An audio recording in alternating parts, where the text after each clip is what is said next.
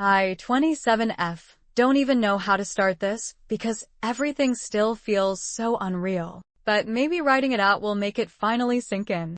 I've been with my fiancé, Adam, 29M, for 6 years. We met in college through mutual friends. He was charming, smart, kind, or so I thought. He proposed to me last year during a small, intimate dinner at our favorite restaurant, and of course I said yes. It felt like everything in my life was finally coming together. At the time, I was also incredibly close to my best friend, Lila, 27F. We had been friends since high school. I genuinely loved her like a sister. She was the maid of honor I had always imagined at my wedding. She helped me pick out my dress, brainstorm color palettes, book venues, you name it. Or at least, that's what I thought she was doing. For a few months, there were little things that didn't sit right with me, but I brushed them off because, well, when you trust people, you don't expect them to betray you. Adam would sometimes seem weirdly defensive when I talked about Lila. Lila would sometimes make jokes about how hot Adam was,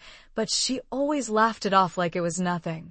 I ignored it. I trusted them both, blindly. The day I found out was stupid, honestly. It wasn't some dramatic confession or anything cinematic. It was an accident. Adam left his phone at home one morning when he rushed to a meeting. I had never, ever checked his phone before. I honestly didn't even know his passcode, but that morning, I noticed it was unlocked on the kitchen counter. Notifications kept popping up. At first, I ignored them, but then I noticed the name. Lila.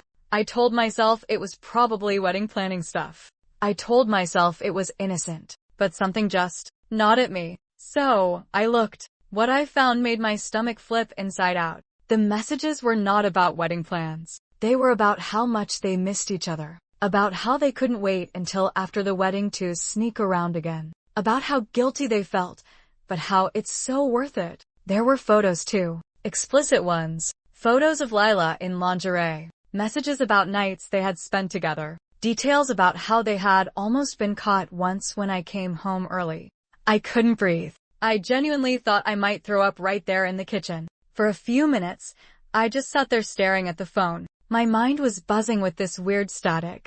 I felt like I was floating outside my own body. Then reality hit like a sledgehammer.